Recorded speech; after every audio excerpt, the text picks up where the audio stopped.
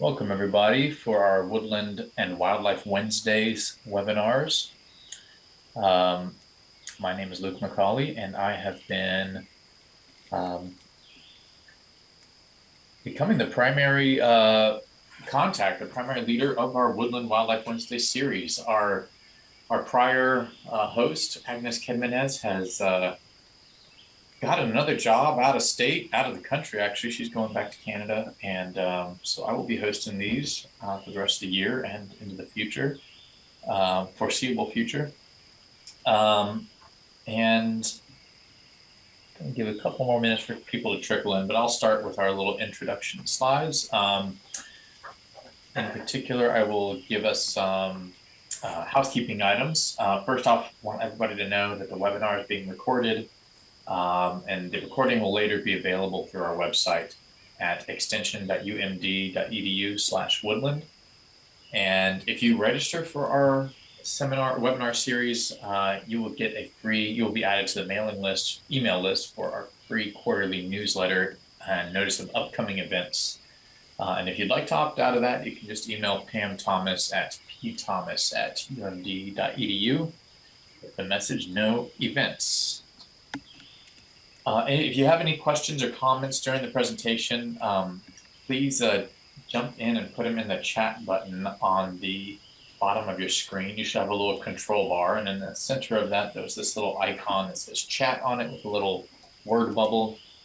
And we will have a brief survey at the end of the webinar to see what you liked and what we could do in the future. So, I want to turn to today's webinar, where we have our speaker, Deborah Landau, Dr. Deborah Landau, speaking about fire history and ecology in Maryland. And I had the pleasure of seeing a small snippet of Dr. Landau's work yesterday. We held a early succession habitat summit related to northern bobwhite quail, and we had great attendance. There's I think 80 people in the room and 25 people online, so 100 people joined us yesterday to learn about early succession and habitat and recovering bobwhite quail populations. And Deborah was one of our speakers, so she'll be adding to that, to my body of knowledge today, I'm sure. And she Dr. Deborah Landau is a conservation ecologist with the Nature Conservancy and the Maryland DC chapter. I actually think she's a director. I didn't update her title, but I think she's actually the director of.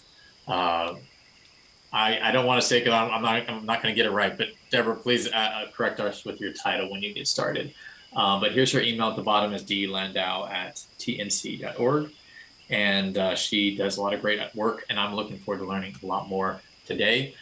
Next month we have is going to be on July 20th, and we'll be talking about invasive weeds, weed warriors, and invasive plants in the woods and control methods. So put that on your calendar if you have some invasive weeds you would like help controlling. We like to run a little survey to find out where everybody's at. And you should get a poll pop up on your screen, and you can say, what part of the state do you live in? And here's a little map of the different counties and whether you're in west, central, southeast, or over in Delaware. We usually have very even participation across the state. So let's move on to the next one. So if you have any questions about wildlife management, education, or this seminar series, this is my contact information and email. I work over at the Y Research and Education Center over in Queenstown, Maryland, over on the Eastern Shore. Beautiful 400-acre farm where we do a lot of applied research related to agriculture and natural resources. With that, I'm going to stop my screen share and allow Dr. Landau to get hers going. And for those of you who entered a little bit later, as Dr. Landau is getting set up, if you heard the birds chirping in the background, that was a recording from my backyard. We are starting to use acoustic monitors to monitor bird populations in the state, and definitely plan to use this to help get a better handle on some of our northern bobwhite populations, as well as other declining bird species, as well as those that are common. So I will stop talking and hand it over to Dr. Deborah Landau. All right, terrific. Well, thanks so much for the introduction and thanks for having me.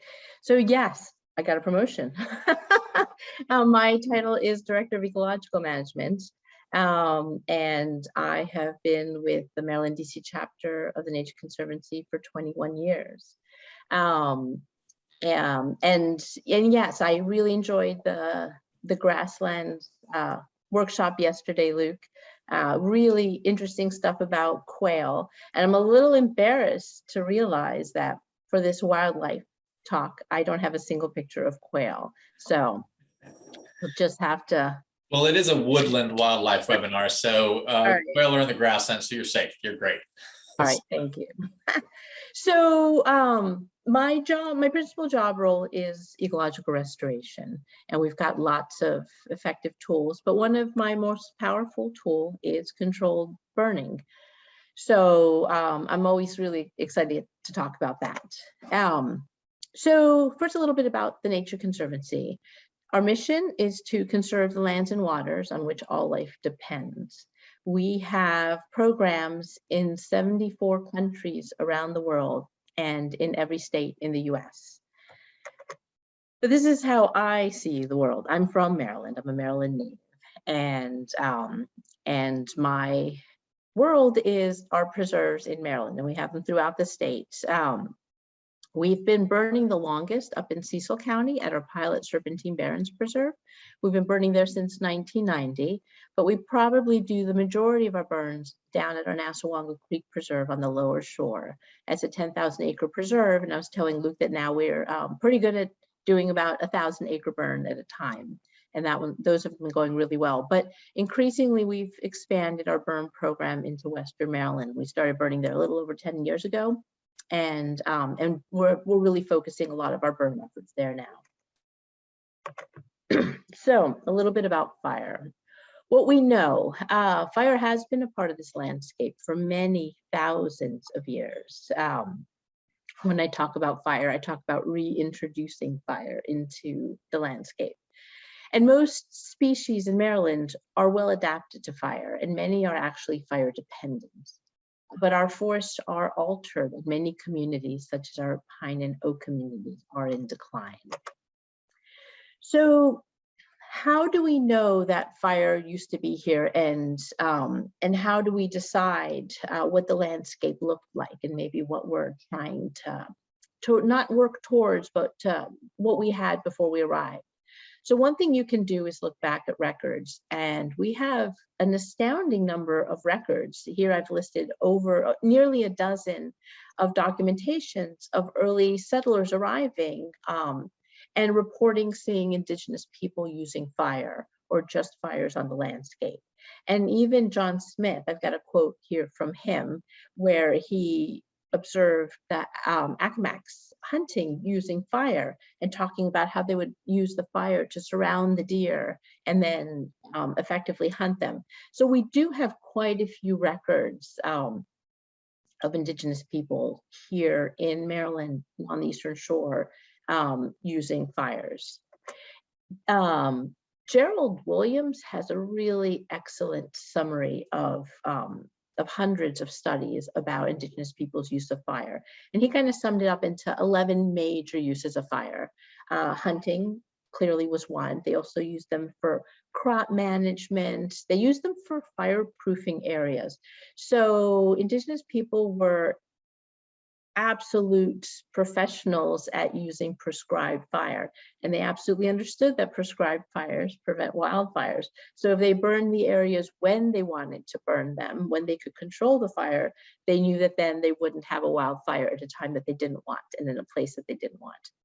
And they also used them to collect insects for eating, but also for pest management. Indigenous people were well aware, and I will talk about modern studies in a bit, but that burning through the environment will reduce tick populations. And they also used fire for warfare and economic extortion and for clearing areas for travel. So a tremendous amount of uses of fire before we even arrived. And that's one of the reasons here in Maryland that we believe that the majority of the fires that were occurring were set by Indigenous communities. So post-settlement, even after the Native Americans were displaced, 17th and 18th centuries settlers continued to use fire for many of these same reasons: to clear land, to drive game, to clear the undergrowth. And they also understood that burning did reduce tick populations. There's a number of references about that. But then in the 19th and early 20th centuries, the character of fire really changed. And what was happening is a lot of the logging operations were shifting from small um, to really large industrial scale logging. And what was happening is enormous swaths of land were being clear cut, and all that slash was being left on the ground to dry. And these trees were pulled out using these narrow gauge steam engines. So you had a combination of drying slash in these big areas that were exposed to the sun with these steam engines spitting coal. And you had these absolutely horrific wildfires that were occurring.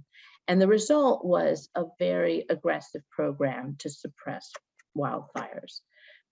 So this graph is specific to the Appalachians, but I think it's absolutely relevant throughout Maryland. So historically, we had fires that would always kind of occur in waves. We'd have drought years and then there'd be lots of fires.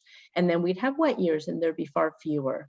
But throughout history, at least we know as far back as 1500, and I'll go further back in a bit, but that wildfires were occurring at a regular basis until about the 1900s.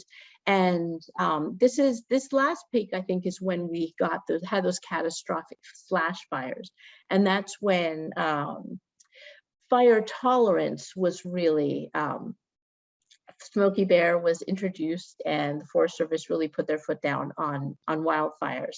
Although it really wasn't until the mid-1940s, after World War II, that mechanization really improved enough so that the Forest Service could effectively actually put out those fires. But after that point, fires essentially disappeared from our landscape. So why don't we have fires today?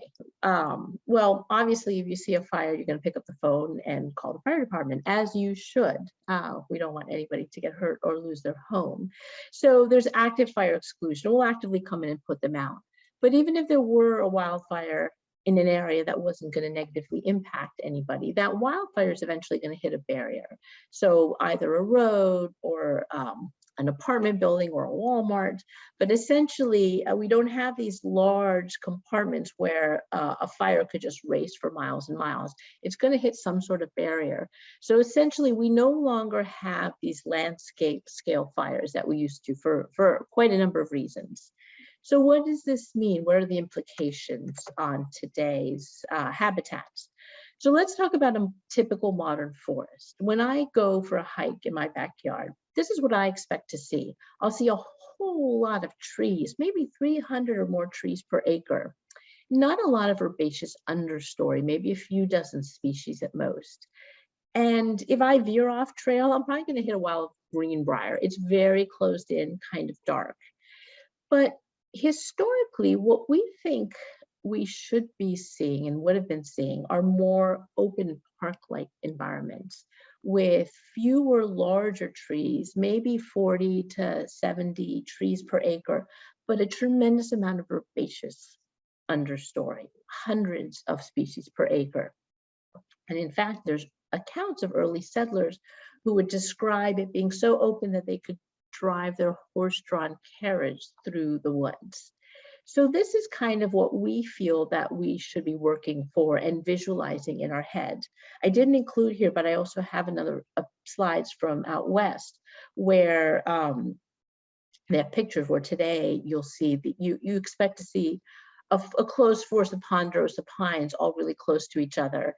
But historically, maybe what we should have seen is more open glades interspersed with these forest woodlands.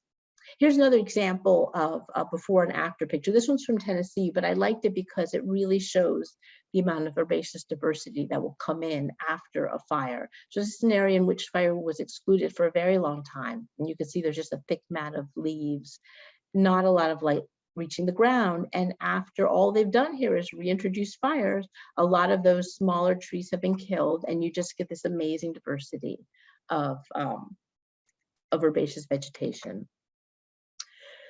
So how do we know where to burn? So we do know that more than half of the world's terrestrial ecosystems depend on fire in order to maintain their character and their biodiversity. And essentially all of North America is considered to be fire dependent habitat.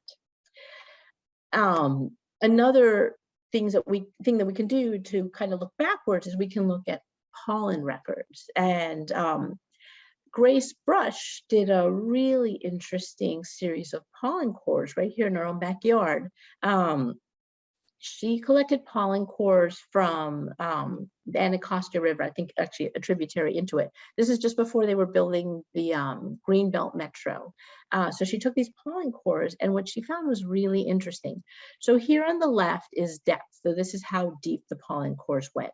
And right here is about the time of European settlement, colonization. So if you look way over here at the charcoal, you can see this tremendous amount of charcoal that was being deposited in the sediment before Europeans arrived. What I think is interesting is here, if you look at sedimentation, this is, so after Europeans arrived, this is all the sedimentation that occurred after that, all of that tremendous amount of logging. And you can also see there's a couple of really cool things here, like the blueberries during the fire period were producing a tremendous amount of pollen, and indigenous people knew that fire really increases blueberry production. So there are a lot of signs that you can tell going 12,000 years back now that fire had historically been occurring on our landscape. Another way that you can try to get a sense for what kind of fires were occurring is to look at the trees that are here. So what this map is showing us is ranges, historical ranges of fire-adapted eastern pines. So the first one I'll draw your attention to is longleaf pine here in red. Longleaf pine is extremely fire dependent and in fact requires fires about every 2 to 3 years to maintain. And longleaf pine had almost reached Maryland's eastern shore before European settlements, and then they started cutting them back, and now its range is considerably smaller, but it was in this area. But we can also look at this yellow hatch mark here is pond pine, Pinus serratina. And then we've got shortleaf pine, and pond pine is shortleaf throughout the Delmarva Peninsula. We've got pitch pine all over our range, and all of these are fire-adapted pines again.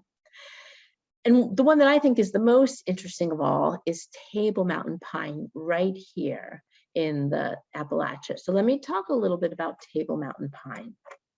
So Table Mountain pine is endemic to the southern and central Alps. It is not found anywhere else in the world. And Table Mountain pines have serratinous cones, and that means that they are glued shut with sap, and they'll only open when exposed to heat, like from a fire. And you can go on a hike along the Central Alps and go on a ridge top, and you'll see some really nice, beautiful, mature Table Mountain pines, but you won't see any pine regeneration unless you're in an area that had a wildfire or a prescribed fire. So this is a magnificent endemic tree that we will lose forever if we don't return fire to the landscape. So let's talk a little bit about fire-adapted trees and kind of where they sit in terms of needing fire.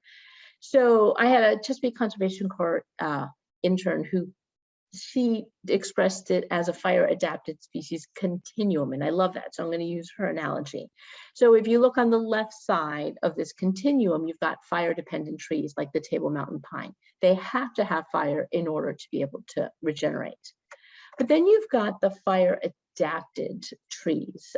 These are trees that can do really, really well with fire. They have really thick, chunky bark, so they're physically protected. And so these are like oaks and the yellow pines. And they also have fuel characteristics that can promote fire, which is sometimes why we call these fire facilitators. For example, oak leaves, when they fall from the tree, they curl up as they dry. And as they stack on top of each other, there's a lot of air in between these leaves. And you can picture as you walk through an oak forest how crunchy they are. So when a wildfire or any kind of fire sweeps through an area with oaks, those dried oak leaves are going to pull fire across the landscape. So they'll encourage that fire to keep moving. And so they're adapted to these periodic surface fires. They also have really, really long tap roots.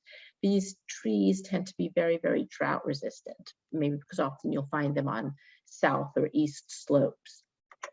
So then you've got the fire resistant trees. These are trees that can survive fire just fine, such as the white pines, but they are adapted to longer intervals, meaning if a white pine seedling is, say, 3 years old and a fire sweeps through the area, it's probably going to kill that white pine. But if that pine gets to be 10 or 15 years old and a fire comes through, the pine will survive. So these trees are adapted to areas that have somewhat longer fire return intervals. And finally, you have the fire impeders, or the fire intolerant trees, such as gums and maples. These trees have very, very thin bark. And what's interesting is when their leaves fall off the tree, they're very, very flat. And if there's any little bit of moisture in between these leaves, those leaves are going to hold that moisture for a very long time. So then what happens if a fire sweeps through an area and reaches one of these trees with this wet mat around it, it's going to put the fire out, and it will prevent that fire from continuing across the landscape. So what's happening over time, because we have suppressed fire and removed it from the system, is we're getting more and more of these wet trees, these fire impeder trees, or you could think of them as mesic trees. They really like it wet. And you're getting fewer of these fire-adapted, drought-tolerant trees.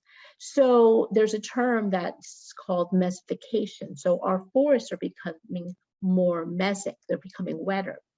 And the long-term implications of that really aren't good. We know that with climate change, we're going to have longer periods of severe drought. And so over time, if we end up with a forest that has more of these mesic trees and fewer of the drought-tolerant, fire-adapted trees, when we do ultimately get these droughts, and we know we will, the forest is going to be very stressed, and you'll have much, much more mortality from the drought or from disease or from pest outbreaks than you would if you have a forest in which you've had periodic burns, and that forest is going to be very resilient and be better able to withstand the droughts. So another way that we can look at how often fire was occurring on the landscape is to look at fire scars.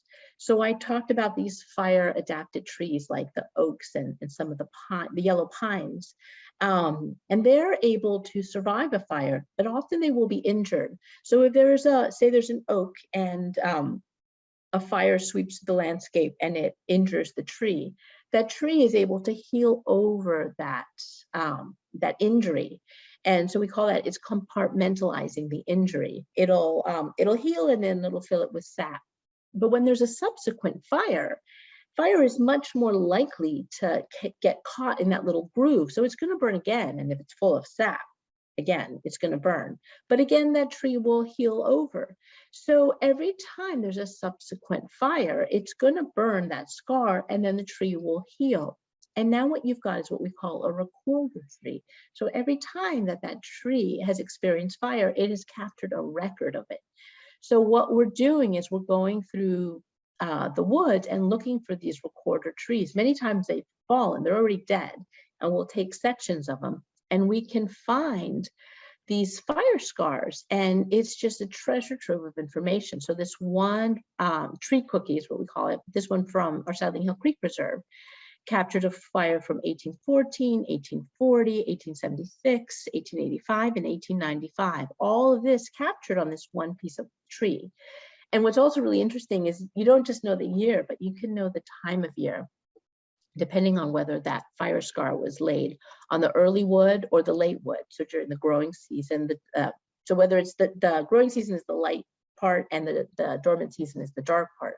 So you can get a tremendous amount of information from these trees. And a study that we've recently finished showed that in Catoctin Mountain, we were finding about every 5-year fire return interval. Indian Springs Wildlife Management Area, about every 7 years. And at our Sidling Hill Preserve, fires appear to have been occurring about every 8 years. A much larger version of this similar study occurred at Savage River State Forest. And it's a sad story. There was an old growth forest with trees that were over 400 years old, and they were logged, and a road was put in to reach the trees. And this road cut through some enormous trees. So what these researchers did, Shumway and Abrams, is they found these enormous stumps and they cut huge tree cookies off of them and looked at the fire scars that were captured in these 400-year-old trees. And what they found was, they sampled 20 trees, 19 of them had fire scars. And they found 42 fires between 1616 and 1959. So they came up with an 8-year mean fire return interval, or fire frequency interval. So that's some pretty powerful information telling you that there in Western Maryland, fires appear to have been occurring about every 8 years. They only found 4 fire scars after 1930 and 0 after 1960. So we know that fire is a powerful tool. We know that fire had been occurring historically. So why not, we can just put fire back everywhere? Obviously, no. Fire is really hard. You need permits, you need plans, you need very careful prescription, you need crew and equipment, you need just the right weather. So if you can't burn, are there alternatives? Well, sure, there's lots of things that you can do as fire surrogates. For example, logging. And we have used this quite a bit on a number of our preserves. And I'm going to give you an example here of our Nassawango Creek Preserve, which we purchased with lots of loblolly pine plantations on it. And so we have been harvesting these pines and slowly transitioning it away from a plantation. But in one of the stands, it had been planted in a wetland, and we had a series of drought years. And we realized that we could come in and completely clear cut all of the loblollies from this plantation. So we did, from the wetland. And the results were fantastic. And we were really surprised to find, from what had been formerly just a pine plantation with nothing underneath, we had 7 white-fringed orchids appear and a handful of these yellow-crested orchids. So that was super, super exciting, just from having more light reaching the ground. But then we came in and we burned.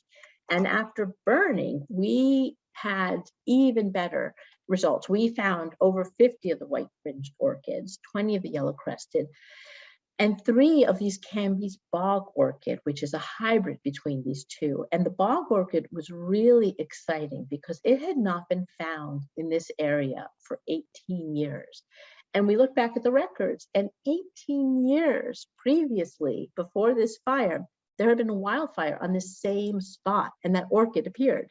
So there's a wildfire, there's this rare orchid, no more fire, and the orchid blinks out, and then fire. And then just weeks later, the orchid's back. And for me, that just boggles my mind. I've talked to orchid experts, and they're like, oh yeah, sure, they'll hang around. But it's amazing, and it just shows you that there's a lot of, that some of the seed bank really still can persist, and it's just waiting for us to bring fire back. So, okay, here's my first wildlife example. So here's an example of when the fire surrogate didn't work.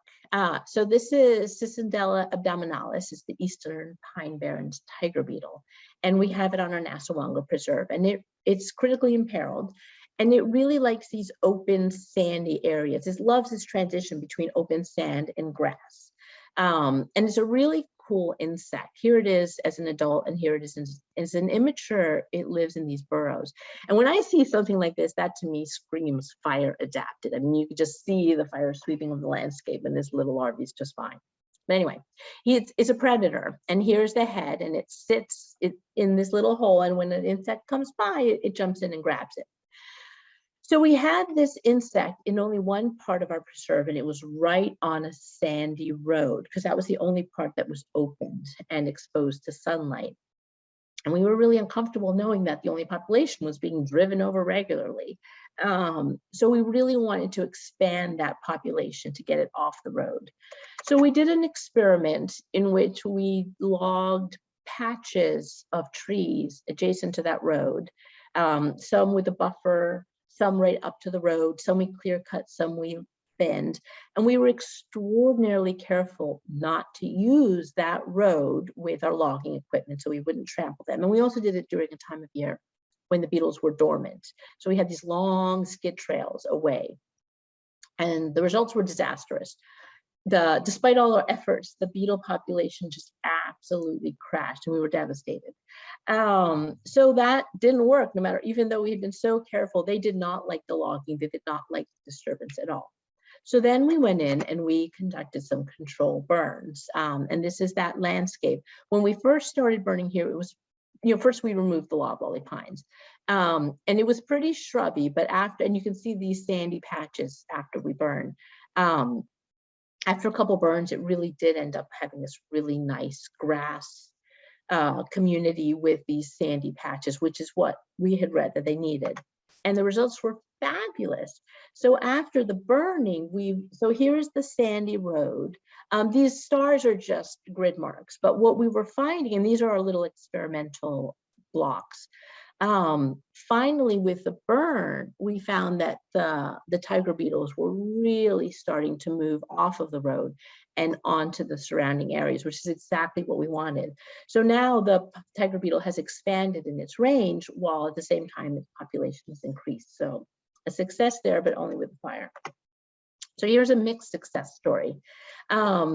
Lupins, eastern sundial lupins, love fire, and this is a species that we keep an eye on in Maryland. So we found that when we're burning, the lupins have just responded beautifully to the fire. But deer love lupins, and what's happening is the lupins are now attracting the deer, and the deer are just gobbling them up. And this is an example of an exclosure, just to show you that when we do cage them, they bloom beautifully, but if not, they get eaten. And right now we actually have a few electric fences, so we're not doing these wee little things anymore. But why do we care that the deer are eating our lupins? Well, the lupin is a host plant for the frosted elfin butterfly. And this butterfly is just on the brink of being placed on the endangered species list. So we really, really want to protect this butterfly.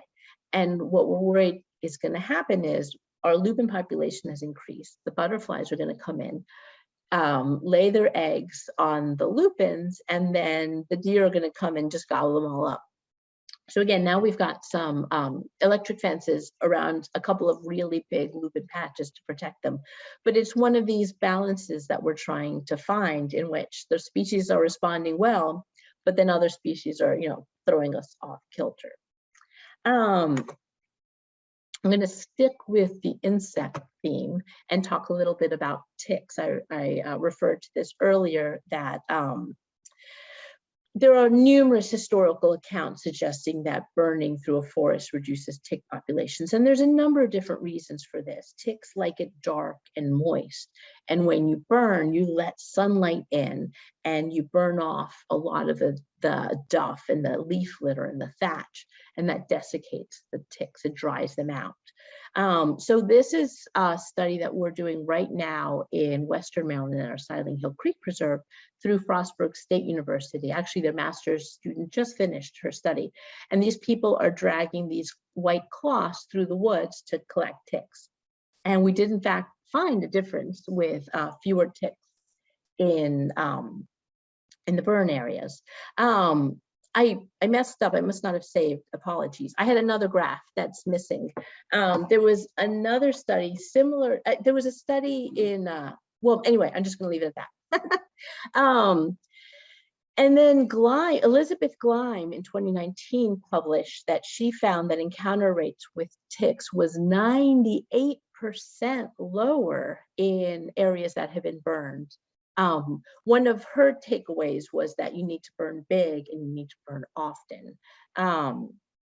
And then here's a study down here that shows and this is from this year, that the more often that you're burning, so here's number of burns and percent of ticks remaining, the more often you're burning, the fewer ticks you're going to have.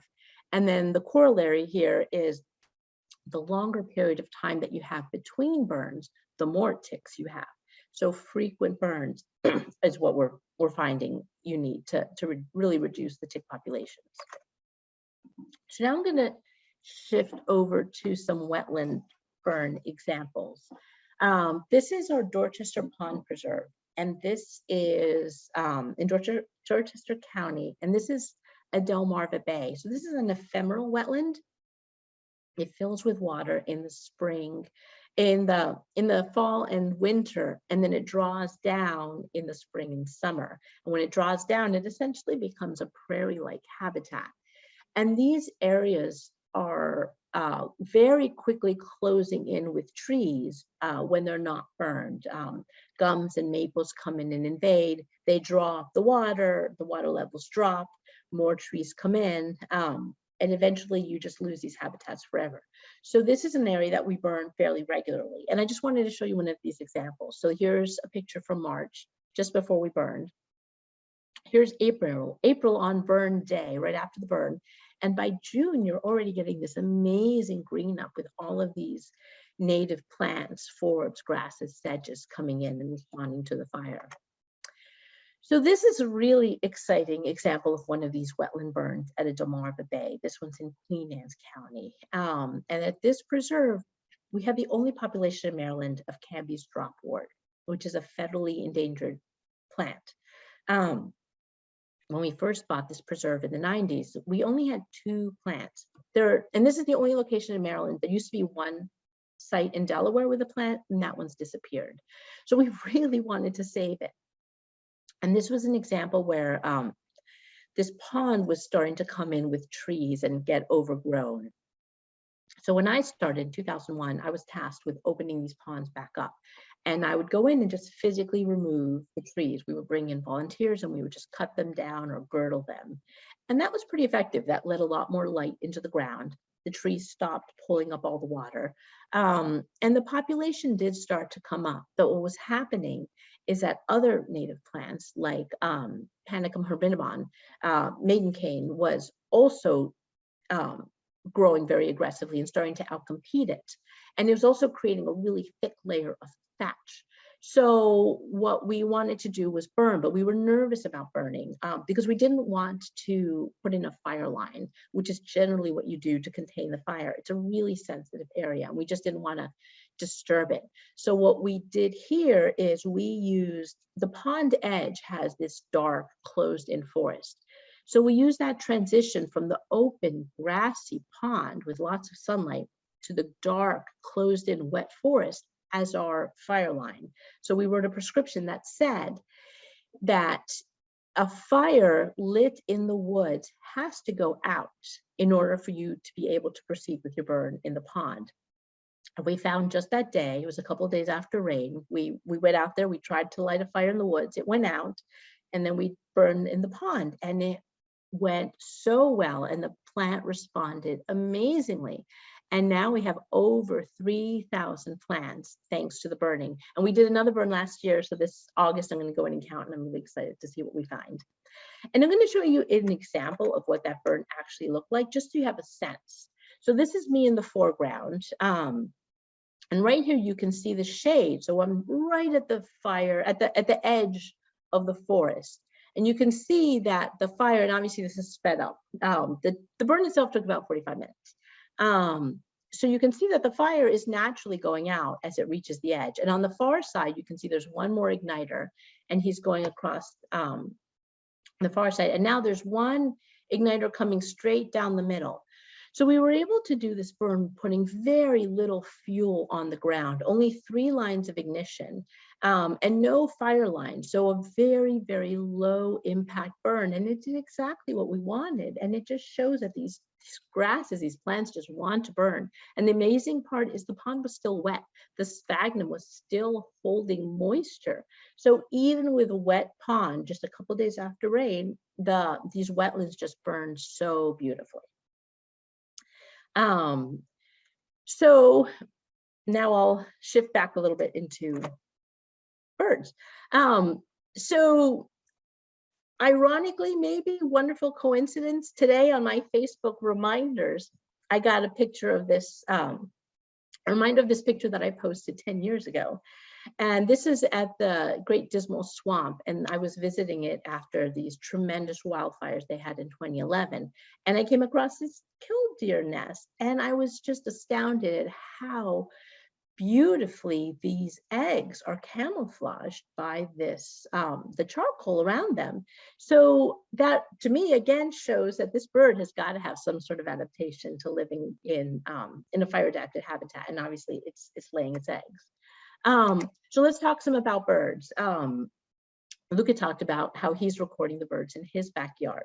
Well, we've been doing a number of studies of bioacoustic to see effects of burning on our bird populations. And this has all been done by Gabe Cahalan, who's our burn boss. So he's doing this on the Eastern Shore in Assawanga, as well as in Western Maryland at our Sidling Hill Creek Preserve.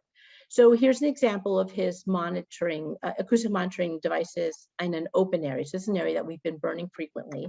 And here's one that's closed that you can see how dark it is. There's a few sparse grasses, but really not a lot. And the results he's gotten are pretty tremendous. So in red is from the open area. So this is recordings that were taken from 4 a.m. to 10 a.m. He sets it to record for 1 minute every 2 minutes. And you can see the dawn chorus right here. And he's really gotten a tremendous amount of greater diversity and greater abundance in the open areas that we have been burning regularly. And this is neotropical migrants, residents, all sorts of birds are utilizing the burned areas with much greater abundance. And some of the increases he's seen are brown-headed nuthatch, blue-gray gnatcatcher, pine warblers. We've also just observed increases in bobwhite quail. We do hear more of them. We see lots more turkey and nightjars. I have a funny story for years we'd have burn crews who would stay on the Eastern Shore. We had a house down there that they would live. And they would just complain and complain about the whippoorwills that would just keep them up all night. And we were like, do you realize how awesome that is? So lots of birds have responded really, really well to this increased diversity. I want to talk a little bit about red-headed woodpeckers. We've really seen their populations increase dramatically at Nassawanga, where we've been burning. And we did a little research, and we found some really interesting studies that say it's not just that they benefit from the fire, but they really need areas with a mosaic of fire. They like these ephemeral, recently burned areas with a few branches remaining that can only last a couple years after a fire. So to bring in the red-headed woodpeckers, you need to be burning here this year and here next year and here the following year. And that's the kind of habitat that they crave.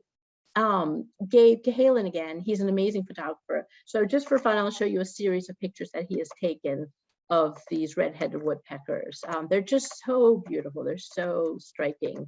And it's terrific to see that they're just doing so remarkably well on Assawanga. Okay, now I'm going to look forward and talk a little bit about red-cockaded woodpecker. I realize I'm almost out of time, so I'll speed it up a little. Red-cockaded woodpecker used to be in Maryland. It's a federally listed species. The last breeding population was in Dorchester County near Golden Hill. It was a mature loblolly pine stand that was clear cut, and when it was clear cut, the trees, the birds disappeared forever. Well, maybe not forever. There's also a few other sightings that occurred in Laurel in the 70s and 80s, but those weren't necessarily, they weren't documented as breeding pairs, and they're no longer there. There's a population in Piney Grove, Virginia, in a preserve that the Nature Conservancy manages that they burn regularly that's doing really, really well. But they've had a few springs that have been really, really hot, and the result has been really high nestling mortality. So it looks like maybe increasing temperatures are starting to have a negative impact. So maybe this is a bird that's going to need to start moving forward. So one of the experiments that we're doing here in Maryland at our Nanticoke Preserve, so we've done a longleaf pine planting, and we've been burning this area regularly, and longleaf pines are doing great. So perhaps if the red cockaded woodpecker does need to shift north, we're kind of going to have a starter forest ready for it. I want to talk a little bit about bats. Bats also really benefit from fire. This is an Indiana bat. They really love after a fire when you get a snag and that bark starts to slough off. That's the perfect habitat for them. And this is a study that's showing bats, specifically Indiana bats in different trees. This one is a shortleaf pine with 28 bats, then a yellow pine with 75 bats, a table mountain pine with 8 bats, a pitch pine. So this is showing that when you're burning regularly through some of these areas and creating these snags, it's the perfect habitat for bats. But similarly to the red-headed woodpeckers, this is a really ephemeral habitat. This bark is only going to hang on that dead tree for so long. So again, it's so important to have fires in a mosaic of different areas so that the bats can move around. And this graph is from a master's thesis in Salisbury University that looked at areas that we burned and were unburned at our National Wildlife Preserve as well as at Chesapeake Forest. And she also found that the burn sites had greater bat activity. This was an acoustic study. So in the last minute, I just want to show you a quick video of, I know I should do one video, but just to show a lot of times when we talk about fire, people get alarmed and they say, oh my goodness, it's just, aren't you just burning down the woods? And no, these frequent fires, the ones that we're working towards, generally sweep across the landscape, low flame lengths, and then you get this amazing resurgence of growth afterwards. And this is when that diversity comes in. So when we talk prescribed fires, these are fires that are done on very specific environments, and the result, they're fast, and the result is great regrowth. So I'm going to talk about that just for a minute. This is my last slide. A lot of folks come up to me and say, well, what about carbon emissions? Aren't you releasing all this carbon into the environment? So yes and no. When we're doing a prescribed fire, again, it's under really careful, specific situations. There's not a lot of wind. The humidity isn't too low. We have our fire line, so we know just what we want to burn. And we have these light, fast burns. So they're burning off that duff. They are killing some of those smaller trees, but the result is you get that amazing resurgence in growth for the herbaceous layer. And then the trees grow bigger, faster. Underneath, the roots grow longer and deeper. So you're sequestering so much more carbon than you release. And at the same time, those larger logs, they're producing charcoal, and that charcoal ends up getting locked into the soil, and that carbon is trapped for millennia in the system, as opposed to a wildfire, the mega fires that we're seeing out west, which are not natural systems. These are areas that have been fire suppressed for so long that you have these trees right next to each other. So when you have that wildfire, it just sweeps through the area, completely consumes the tree. It's so hot that it can even sterilize the soil. And you're burning not just trees, but you're burning cars and houses. So there's no comparison between the control burns that we're doing and the mega fires that you're seeing today. And that's what I've got. So thank you. And sorry if I went a little long. Great. That was great. That was awesome. I learned a lot. I loved all the citations and the studies. I was taking notes as I listened. So thank you. I'd like to everybody give her a virtual round of applause in your muted Zoom rooms. But all the attendees are welcome to, if you have questions, to pop something up in the chat button in the middle of your screen. I know I have a couple. I'll let people start typing their little questions into the chat, but I always like to have one in reserve because I was listening and thinking about it. I loved the tick stuff. That was one of my questions, and then you really got into it. So that was really great.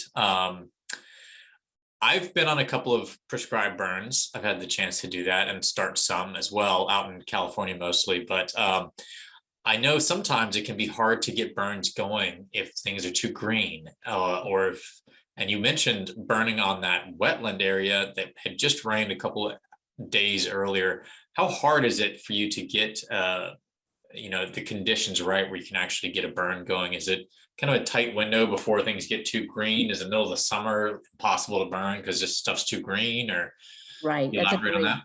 That's a super great question. The answer, of course, is it depends. In some areas, like the wetlands, yeah, they'll just burn right across. They'll dry literally in hours. But there's some warm season grass fields that we do have a window after which we can't burn for ground nesting burn, which is April 15th. But often before we hit that date, that those grasses do start to green up, and then they'll no longer carry fire. So it depends very much on the habitat. Summer would be a great time to burn, but yes, a lot of the vegetation is too green and we just can't burn there. It's just a lot of our resources, like the Forest Service, they're out west fighting wildfires. And it's harder to contain the fire sometimes. So we don't have quite the weather parameters that we need. Mm-hmm. Cool. Everybody in the audience, be thinking of your questions, and please do type them into the chat. Well, I'm watching that, but I'll have another question. So for small acreage landowners, say they have 3 to 20 acre sort of parcels, and you mentioned the Native Americans using fire to clear creek bottoms and riparian areas. I'm curious. Well, I guess there's two questions. One is what does that look like in a riparian area and the ecology? And I know there's a lot of areas in, say, the Western Shore. I've seen creeks that are just full of downed ash trees all over the ground. Like, it's impassable in a lot of ways. Is that the kind of place where people might want to think about fire? Or is that all that downed wood just too much of a liability to think about burning? Yeah, that's not a natural situation, so I wouldn't burn there. And for the riparian areas, it really depends. Because say it's a hemlock stand, assuming they're not dead with the Delgin, that's not an area that you would want to burn. That's the hemlocks are playing an important role shading out the creek. But there's some areas that maybe you want it more open. Again, it's a cop-out answer, but it really depends. It depends on the system. It depends on the ecology. Out west, it might historically, I think more of these areas, the riparian areas, were more open. Whereas here in Maryland, particularly in Western Maryland, the mountains, they tend to be shadier habitats. Mm-hmm. Interesting. Cool. Any other questions from our audience? Please do feel free to chime in there. We have a comment. Somebody said they really enjoyed the talk. I can keep going with more questions. Let me see what else I had. I think, have you personally noted a tick reduction? How's your experience with the ticks? This year seems to be crazy at our research farm. Everybody's getting 3-5 ticks on their pants before they get into their car, and then they find them crawling on the dashboard the next day. So how's it going? So I can tell you two things. First, in 21 years of field work, they're definitely getting worse overall. But yes, I absolutely can notice a difference if I'm walking through an area, particularly an area that's been burned often, so that we've gone back 4 times and burned. Absolutely. I'm less likely to walk through one of those nests and be covered in the seed ticks. There's far, far fewer, more likely to encounter, say, a dog tick, one that was probably carried over or traveled over than a nest that originated from within the burn unit. So yes, absolutely. Great.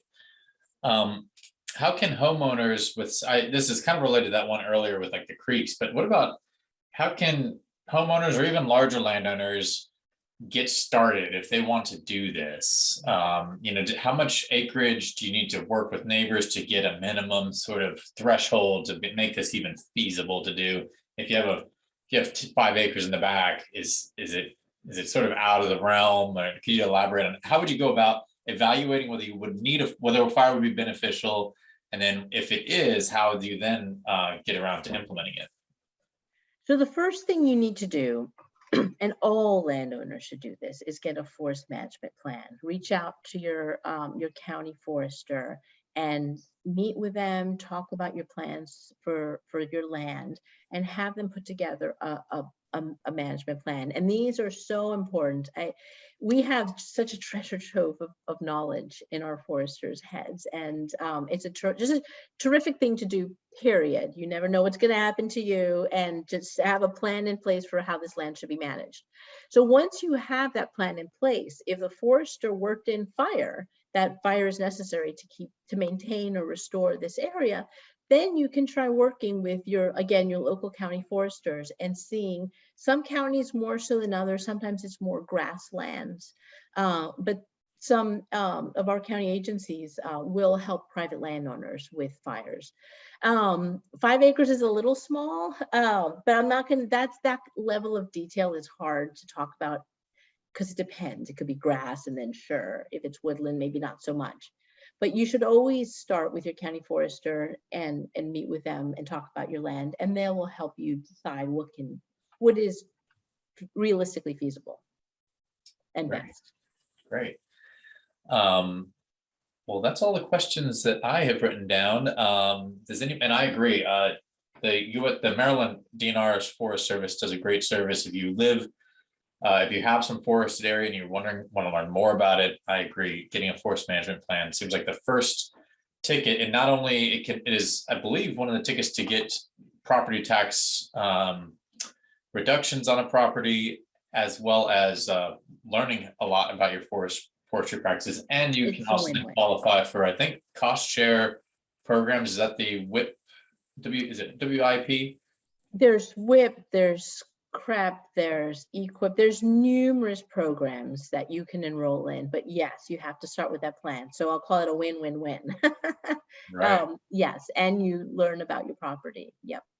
Right. Great.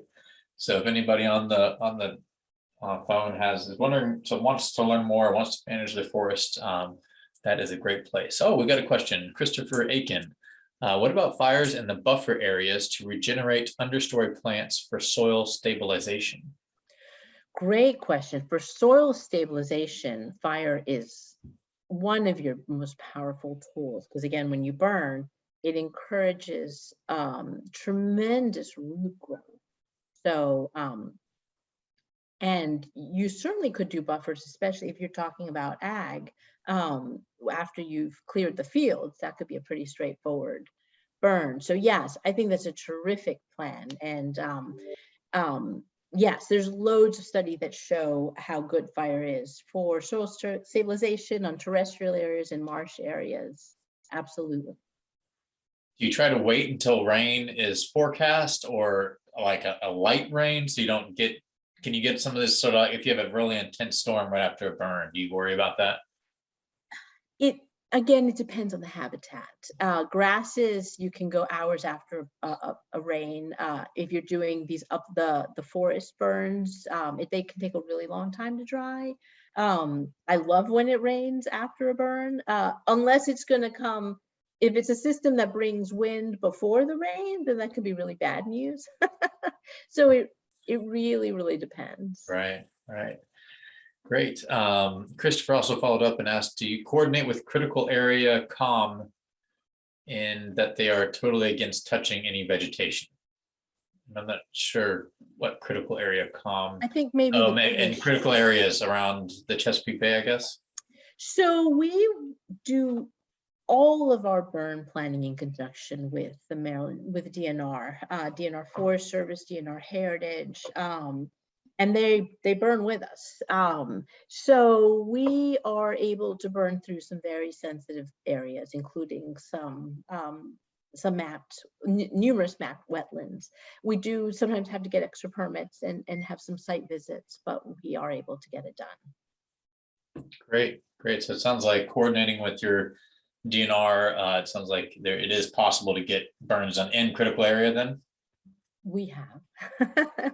So yeah, it is possible. It is possible, Chris. So great. Well, we're just coming up on the 1 o'clock hour. I've learned a lot. I thank you, Dr. Landau, for sharing with us your knowledge and your experience. congratulations on your promotion, and look forward to continuing to learn more from you in the coming weeks, months, and years. So thank you Yeah. everybody for joining, and we will have this up on YouTube here in the next few days. Thanks so much for having me. Take care. Bye-bye.